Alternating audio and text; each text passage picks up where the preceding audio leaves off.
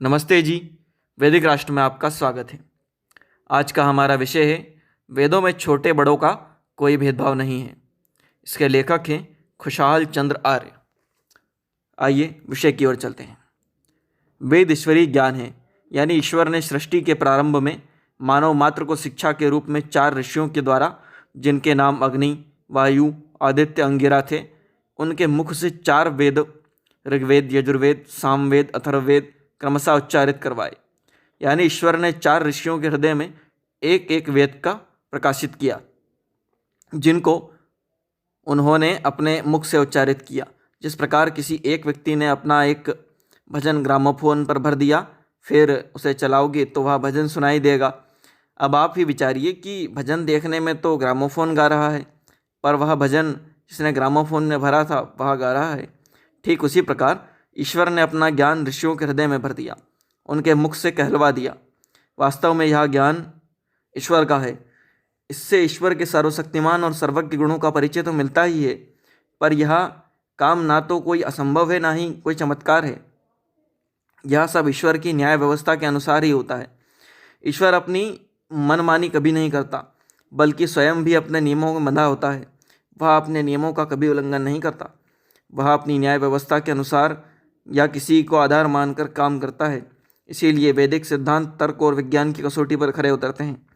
ईश्वर का वेद ज्ञान देने का उद्देश्य यही है कि वह वेद ज्ञान से मनुष्यों के जीवन को संवारना चाहता है। अन्य मतांतरों में ईश्वर को सर्वशक्तिमान मानने का अर्थ यही लगाते हैं कि ईश्वर अपनी इच्छा से जो चाहे कर सकता है। वह किसी पर भी खुश होने पर वरदान और नाराज होने पर श्राप दे सकता है।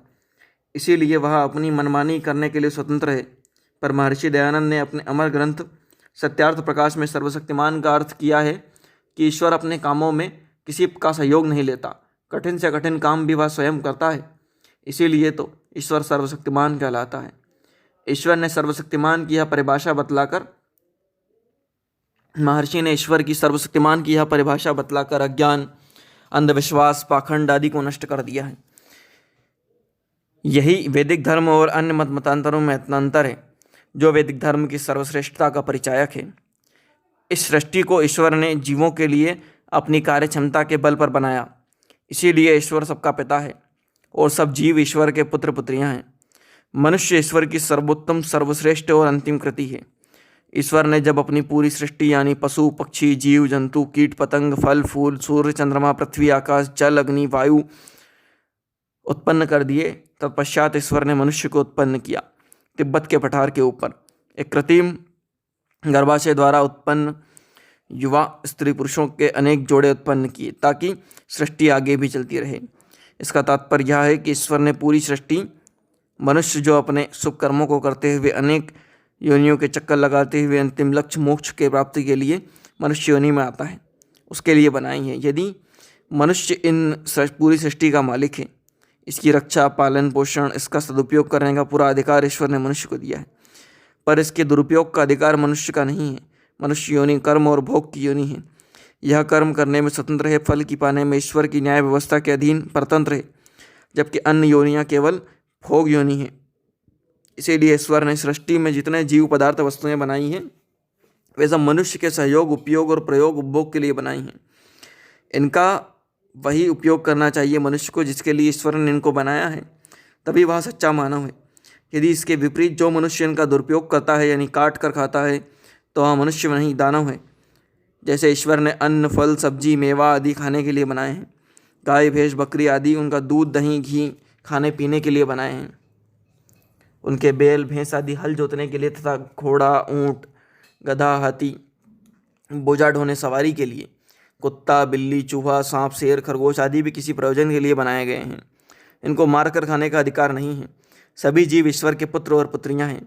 इसीलिए वे सभी जीव मनुष्य के भाई बहन हुए।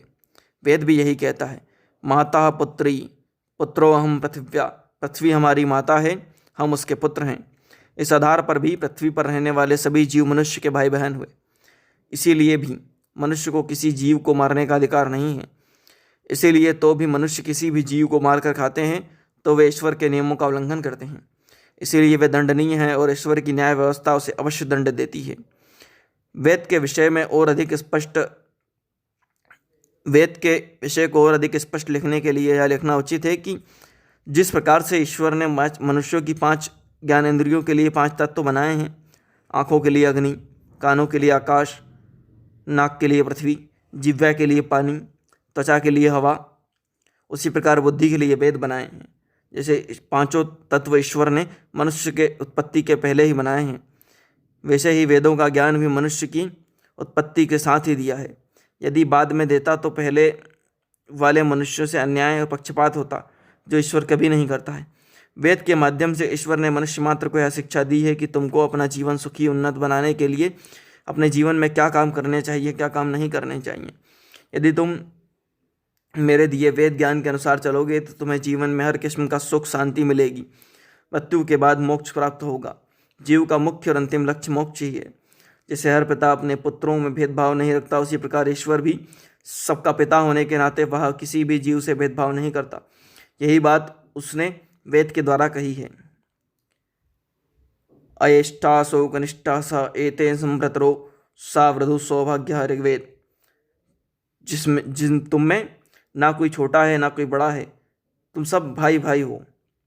परस्पर प्यार से रहते हुए एक दूसरे के सहायक बनकर अपनी सौभाग्य में वृद्धि करो। इस मंत्र से स्पष्ट है कि ईश्वर के घर में कोई अन्याय, पक्षपात, रियायत, भेदभाव नहीं है। उसके लिए ना कोई छोटा है ना कोई बड़ा है, सब एक समान है। जो जैसा कर्म अच्छा या बुरा करेगा उसको उसी के अनुसार अच्छा या बुरा परिणाम, सुख और दुख अवश्य मिलेगा। कृष्ण ने भी कहा है गीता में कि अवश्यमेव भोक्यम कृतम कर्म शुभाशुभम।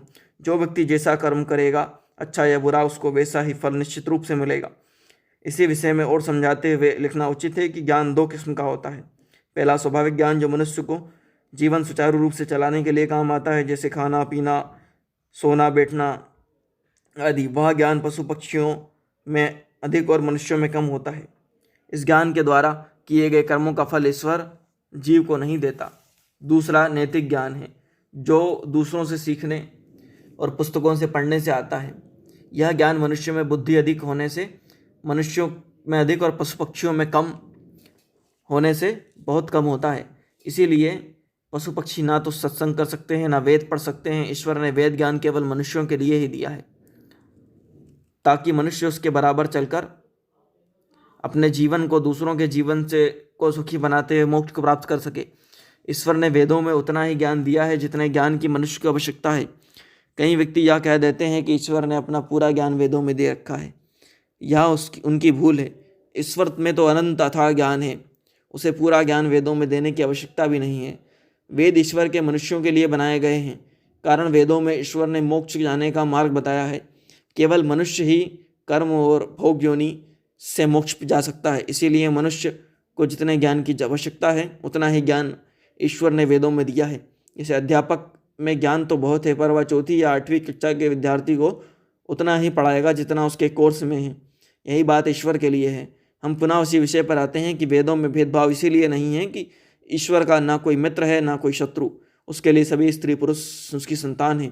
वह सभी को समान रूप से प्यार और न्याय करता है। वेदों में जितना भी ज्ञान है वह सब मनुष्यों के लिए हित और कल्याण के लिए है। वेदों के अनुसार चलने से मनुष्य अपने और दूसरों के जीवन को सुखी और संपन्न बना सकता है। साथ ही अष्टांग योग करते हुए, अपने चारों पुरुषार्थ करते हुए, यानी धर्म अर्थ काम और मोक्ष अर्जित करते हुए, धर्म और अर्थ पूर्वक जीवन की जरूरी कामनाओं और वासनाओं की पूर्ति करते हुए जो अपना जीवन संयम पूर्वक व्यतीत करता है, वह अपने आप को इतना ऊंचा उठा लेता है कि जिससे वह मोक्ष का अधिकारी बन जाता है, जो मानव मात्र का अंतिम लक्ष्य है। इसीलिए मानव का प्रयास अपने अंतिम लक्ष्य मोक्ष की प्राप्ति की ओर होना चाहिए। प्रस्तुत लेख आपने अभी सुना। वेदों में छोटे बड़ों का कोई भेदभाव नहीं है। इसके लेखक थे खुशहाल चंद्र आर्य। इसी तरह के वेद विषयक लेखों के लिए, वैदिक विचारों के लिए, वैदिक मंत्रों की व्याख्याओं के लिए, प्रेरणादायक कहानियों के लिए, प्रेरक प्रसंगों के लिए महापुरुषों के वैदिक राष्ट्र को सब्सक्राइब करें, लाइक करें, शेयर करें और बेल आइकन की घंटी अवश्य दबाएं।